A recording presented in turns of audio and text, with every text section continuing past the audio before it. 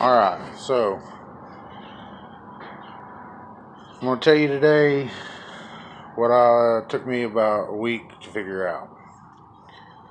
How to change the brakes on I would imagine it's probably a 95 Big Bear. But I was thinking it was going to be drum brakes and it's disc brakes, which I was like, yay, it's going to be easier. But it was not as easy as I thought it was going to be. It's not like doing a truck.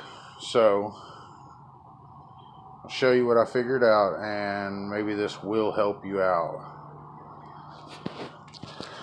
So, obviously, you can see I've already changed them. Okay. But,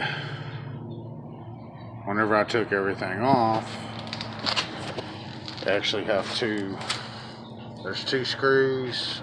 One's right here, and one is right there. Okay, and then that will release the actual caliper right here. Now, I also have to release this one, and that one right there. Okay, now, once you do all that, you figure this whole thing would just come off. Well, mine didn't.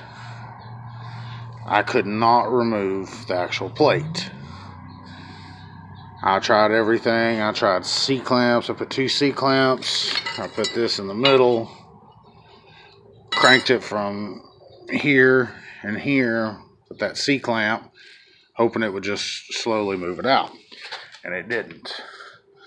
So, I sat there and beat on it. I heated it up. I did everything I could to actually get it off.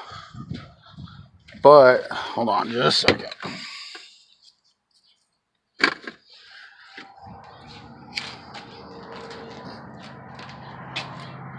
What I ended up having to do was go get one of these. I believe it's called a flywheel pulley. I could be wrong, but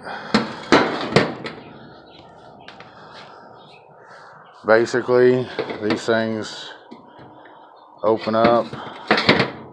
They got these little hooks on them, and then this, you just hook a socket on there and you crank it. Okay, make sure you get the 3-prong. 1, 2, 3. I got it at AutoZone. I think it was $45, and I was just going to take it back, but after it worked so well, I decided to keep it. So what you do is you hook it in this one, and this one, and in this one. You just skip one each way, and the little hole that's right here actually, that little point fits perfectly in there so it doesn't slip off. So what I did was I just took my socket, put it on the end of here, used a ratchet, and I couldn't just do it with the ratchet, so I had to use a pry bar, which is, I just put that on the end of my ratchet. Maybe it was this one I used. One of the two I used. And just, cranked it off. Now, like I said, you have to remove these bolts before you start removing this. Because if you do not, you're just going to torque that and it's going to bend it. Okay? So, I don't know if this will help you. I'm going to go ahead and get back to putting all this back together. And see if I can't get it running right, or the brakes running and stopping the quad as it should. But the only reason I'm doing this video is because this would have been very helpful on YouTube if I would have known it, and it would have saved me probably about 5 days. Because like I said, it took me about a week. It wouldn't have taken me a week if I would have just went and got the part, or the flywheel pulley. But, you know, we all have to work and have other things we got to do, and I live out in the country. See, I live out in the country, so there's not a lot around. So,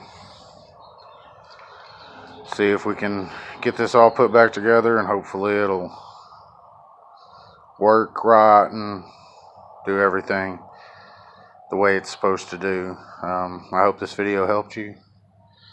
Y'all have a beautiful day.